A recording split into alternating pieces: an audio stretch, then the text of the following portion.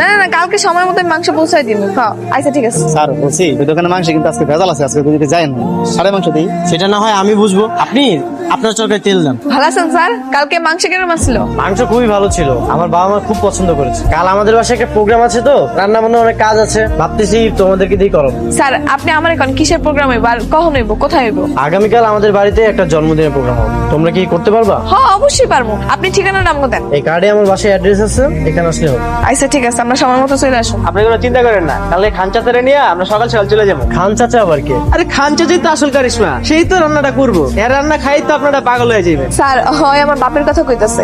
এই যে দোকানটা দেখতেছেন না, এই দোকানটাও আমার বাপের। হ্যাঁ একটু অসুস্থ তো, এর লাগে আর কি 2 দিন ধরে দোকানে আসেন। ঠিক আছে, কালকে তাহলে তোমরা লেট করো না, সকাল সকাল চলে এসো। আচ্ছা ঠিক আছে। এটা মরে কই আনলি রে মা? কোন বারের অর্ডার কাটছিস? কেন আব্বা? এইবারই তো। লাও ভিতরে যাই। এইবারের কাম আমি করতে পারবো না, কেন আব্বা, কি সমস্যা? অনেক সমস্যা। আমি এবারে রান্না করতে পারবো না। আব্বা আমি কথা দিয়ে ফালাইছি না, আর তুমিই তো কইছো কাউরে কথা দিয়ে কথার বর খেলাপ করতে হয় না। এখন তুমি যদি রান্না না করো কি হইব কত? হ্যাঁ মান সম্মানটা ডুইবা যাবো না? হ্যাঁ তোমার মেহমান দাওয়াত দিয়ে ফালাইছে। আপনারা চলে আসেন, আসেন ভিতরে আসেন, এগুলো ভিতরে নিয়ে যাও। আর ছাদে রান্না করার জায়গা করা আছে। ওস্তাদ এখানে রান্না করতে চাইতেছে না। আঙ্কেল আপনার রান্নার এত প্রশ্ন শুনে এই জন্যই তো আপনাকে ঠিক করেছি। আঙ্কেল আমরা অলরেডি সবাইকে দাওয়াত দিয়ে ফেলছি, এখন যদি এমন কথা বলেন তাহলে কিভাবে হবে? আমার ফ্যামিলির তো একটা মান সম্মান আছে, তাই না? দেখছো আব্বা কইছি না, লও এরকম করো না, লও। আঙ্কেল ভিতরে আসেন, ভিতরে নিয়ে যাও এগুলো। শোনো, এইখানটাতে তোমাদের সব রান্না বান্নার ব্যবস্থা করা হয়েছে, তোমরা নিজেদের মতো করে গুছিয়ে নাও রান্না করার জন্য। আর ছাদের ওই পাশটা আর বাসার ভিতরে মেহমানদের খাওয়া দাওয়ার ব্যবস্থা করো। কি বলে ডেকোরেশনের লোক আসবে, সবকিছু ব্যবস্থা করো। আচ্ছা বাসার ভিতরে চলো, তোমাকে একটু ঘুরিয়ে দেখ। বোনা এদিকে শোন, আব্বা ডাকতেছে। ঠিক আছে যাও। ক আব্বা। এনে কাগজ কলম নে, তুই ওই ভিতরে যা, ভিতরে গিয়ে শুনবি কতজন মানুষের খাওয়া নেবো, রোস্ট কয় পিস হইব, পোলা মাংস হইব নাকি তেহারি হইব, সব শুই না লিখে লইবি যা। এদিকে আমি বুঝবো আব্বা, তুমি যাও। না বুঝার কি আছে, একদিন কি শিখছ? আব্বাই কইলো কি আপনি খাবারের কি কি মেনু হইব আর কতজন লোক হইব সব লিস্ট করে লইতে। ঠিক আছে বাসার ভিতরে চলো, আমি সবকিছু লিস্ট করে দিচ্ছি। লিস্টটা লেখা কার কাছে যাবো? আমার বাবা অথবা মায়ের কাছে বললেই হবে। তাহলে চলেন। আচ্ছা রাখো তো তোমার লিস্ট। এর আগে আমাকে এই কথাটা বলো তো, আমাকে এত আপনি আপনি করে বলো কেন? হ্যাঁ এখন থেকে আর আপনি করে বলা যাবে না। তাইলে কি করবো? নাম ধরে ডাকবে। নাইম ভাইয়া কমো? নাইম ভাইয়া না, নাইম বলে ডাক। আইসা ডাকমু। এখন চলেন না, আমার একটু লিস্টটা করে দেন। এখন এদিকে আসো, মনে বসো। না আমি দাঁড়া থাকি। আরে বসো। টাইম কেউ বাবা ও হচ্ছে মোহনা, গতকাল তোমাকে বললাম না মাংসের দোকান, ক্যাটারিং সার্ভিস, ওটা হচ্ছে ওদের দোকান। ও কি হলো মোহনা, বসো। সমস্যা নাই, দাঁড়িয়ে কথা বলুন। কি হয়েছে? ওই আপনাকে মেহমান কয়জন আইবো, খাওয়ানোর আইটেম কি কি হইব ওটা লিস্ট নিতে আইছি। রান্না কি তুমি করবে না অন্য কি করবে? না রান্না আমার বাপে করবো। উনি কোথায়, ওনাকে পাঠাও। আসলে আমার বাপ একটু অসুস্থ তো, এর লেগে উনি সিঁড়ি ভাইয়ের নামে নেয়, আমারে পাঠাইছে। বাবা সমস্যা নেই, তুমি ওকে বলে দাও। আর ও অনেক এক্সপার্ট, ওর হাতের রান্না খুবই চমৎকার। তুই কি ওর হাতে রান্না খেয়েছিস? হ্যাঁ মানে বাবা, ওর বাবার হাতের রান্না যেহেতু খুবই ভালো, ওর হাতের রান্নাও নিশ্চয়ই খুব ভালো হবে, তাই না? তুমি তোমার বাবার কাছ থেকে রান্না শিখুনি? হ্যাঁ শিখছি। দেখছো বাবা, তোমাকে বললাম না। আচ্ছা এই যে লিস্ট করে রেখেছি, এগুলো অ্যারেঞ্জ করো। আর সন্ধ্যের মধ্যে কিন্তু রান্নাটা শেষ করতে হবে, কারণ গেস্ট কিন্তু সন্ধ্যার পর পরই আসবে। আচ্ছা ঠিক আছে, আমি তাহলে যাই। কিরে মুন্না, তুই রেডি না? হ্যাঁ পা চলেন, ব্যাগ জুড়ে সব নিছোস? সব নিচে চলেন। কি ব্যাপার, তোমরা কোথায় যাচ্ছ? ওই তো আমরা যে বাজারগুলো আনছিলাম না, সেগুলাই হইব না, আর কিছু বাজার করো না, এর লেগে বাজারে দিতেছি। ঠিক আছে তাহলে কাজ করো, তুমি আমার বাইকে ওঠো, আমি তোমাকে নিয়ে যাচ্ছি, তাহলে তাড়াতাড়ি হবে। 3 জন জান যাবো? তোমাকে কে যেতে বলেছে? তুমি থাকো, আমি আর মোহনা গিয়ে বাজার করে নিয়ে আসি। গেলাম।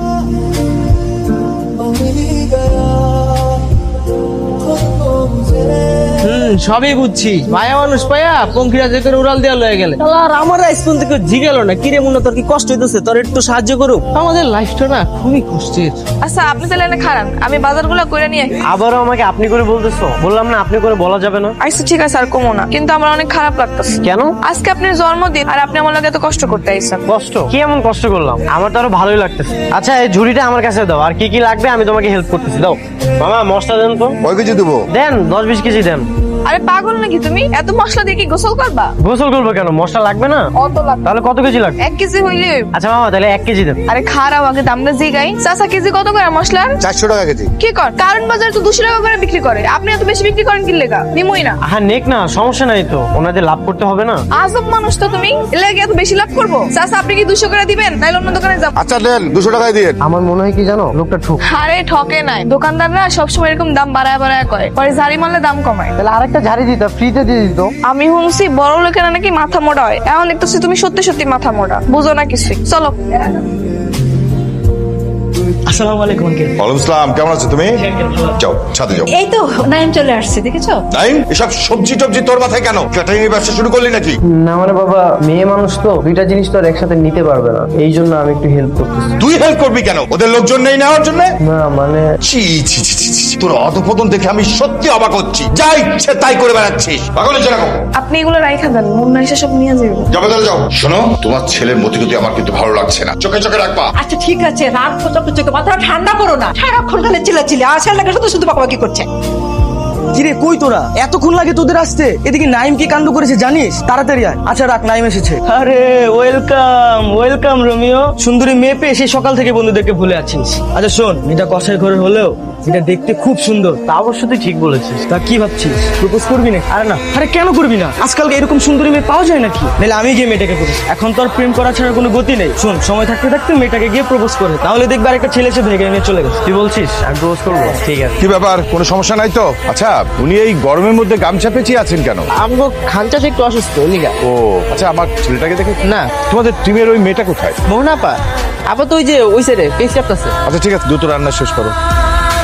কি ব্যাপার, তোমার কি হয়েছে, কাঁদছো কেন? তুমি আইসা 2 মিনিট পেঁয়াজটি কাটো, দেখবে তুমিও কাঁদবা। ও আচ্ছা এই ব্যাপার, বুঝতে পেরে। পেঁয়াজের ঝাঁজ তাই না? আচ্ছা তোমার জন্মদিন কবে? গরিবের আবার জন্মদিন আছে, ওইবনি কোনো এক মাসে। হ্যাঁ এভাবে বলছো কেন? এই পৃথিবীতে ধনী আর গরিব বলতে কিছু আছে? আচ্ছা আমার না একটা কথা ছিল। কও। আমি তোমাকে ভালোবেসে ফেলেছি। এটা তুমি কি কইতেছো? আমি ঠিকই বলছি। না, এটা হয় না। কেন হয় না? তুমি রাজি থাকলে সবই সম্ভব। তোমার লাগে আমার পরিচয় মাত্র 2 দিনের, এসব আবেগের বয়সে তুমি কি কইতেছো? আবেগ কাইটটা গেলে বাস্তবতা সামনে আইবো। আর তোমার মতো পরিবারের ছেলের সাথে আমার মতো কষায়ের মেয়ের কখনোই যায় না। দেখো মোহনা, এখন এসব নাটক সিনেমার ডায়লগ আমাকে, আমিও মানুষ তুমিও একজন মানুষ, এভাবে বিষয়টা ভেবে দেখো না। আর আমার বাবা মাকে রাজি করানোর দায়িত্বটা শুধু আমার, তুমি আমাকে না করো না প্লিজ। না না, এটা সম্ভব না।